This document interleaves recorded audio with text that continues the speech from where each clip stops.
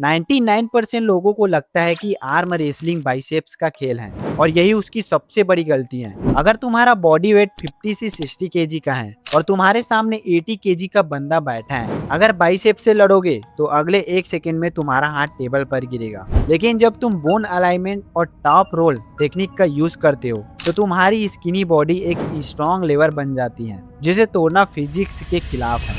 आज के इस वीडियो में मैं तुम्हें वो 3 डेडली मूव्स सिखाने वाला हूँ जो हर स्कूल या कॉलेज के मसल मैन का घमंड एक झटके में तोड़ देगी। तो रेडी हो अपनी स्कूल का नया चैंपियन बनने के लिए? और हाँ, स्ट्रेटेजी नंबर 3 एक ऐसी इलीगल लुकिंग ट्रिक है जो 90% लोगों को पता ही नहीं होती, और तुम्हें भी। तो इसे भूलकर भी मिस मत करना, क्योंकि इसके बिना तुम्हारा हाथ हमेशा टेबल पर गिरेगा। तो सबसे पहले एक बात समझ लो, आर्म रेसलिंग बाइसेप का गेम नहीं है। आर्म रेसलिंग है लेवरेज, फ्रिक्शन और कंट्रोल नर्वस सिस्टम का खेल। जब एक मस्कुलर बंदा तुम्हारे सामने बैठा है और उसके पास रॉ मसल्स मास है, लेकिन वहीं पर तुम्हारे पास एक एडवांटेज है, स्पीड और टेंडन स्ट्रेंथ का। नंबर 1, हाई नकल टॉप रोल। देखो, बाइसेप्स से लड़ना शुरू करोगे तो हार जाओगे, इसीलिए तुम्हें बाइसेप्स लड़ानी ही नहीं है, तुम्हें लड़ना है रिस्ट और फिंगर से। इस टेक्निक को कहते हैं टॉप रोल। अब इस टेक्निक का यूज कैसे करना है चलो बताता हूँ। पहला, ग्रिप हायर। ग्रिप लेते टाइम सामने वाले के थंब के ऊपर अपना नकल यानी कि अपनी सारी उंगलियां रखो। जितना ऊंचा तुम्हारा हाथ होगा तुम्हारा लेवर उतना बड़ा होगा। दूसरा, attack the fingers. Match start होते ही सामने वाले के फिंगर्स को पीछे की तरफ पुल करो। जब तुम उनकी रिस्ट को ओपन कर देते हो तो उनका बाइसेप्स आधा यूजलेस हो जाता है। तीसरा, द पुल बैक। सीधा नीचे मत दबाओ, पहले अपनी तरफ खींचो फिर नीचे दबाओ। इसका मतलब क्या हुआ? तुमने उसकी सारी ताकत को उसकी फिंगर्स पर शिफ्ट कर दिया, जहां मसल साइज मैटर नहीं करता। क्यों? दिमाग की बत्ती जली ना? तुम सोच रहे होगे भाई अगर सामने वाले ने मेरा हाथ पहले ही दबा दिया तो? शाबाश, यही तो वो गलती है जो 99% लोग करते हैं। वो पहले डिफेंसिव मोड में चले जाते हैं, लेकिन अब आते हैं हमारे सबसे मेन वेपन पर।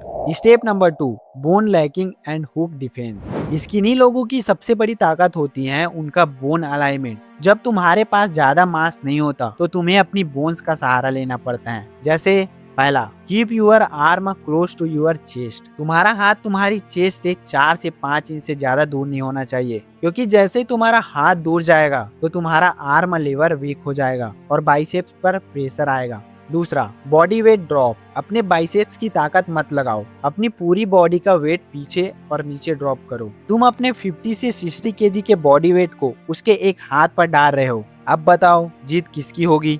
अब आते हैं उस सीक्रेट टेक्निक पर जिसका मैंने वीडियो के शुरुआत में प्रॉमिस किया था। ये वो सीक्रेट है जो तुम्हें स्किनी गाय से स्कूल लेजेंड बनाएगा। Step number 3, fast Twitch muscle activation. देखो, आर्म रेसलिंग में स्पीड ही तुम्हारी सबसे बड़ी ताकत है। मास को मूव करने में टाइम लगता है, लेकिन एक स्किनी आर्म बहुत फास्ट मूव कर सकता है। जैसे एंटीसिपेट गो। रेफरी के रेडी गो में गो का वेट मत करो, रेडी बोलते ही अपना फुल टेंशन मेंटेन करो और जी की साउंड सुनते ही अटैक करो।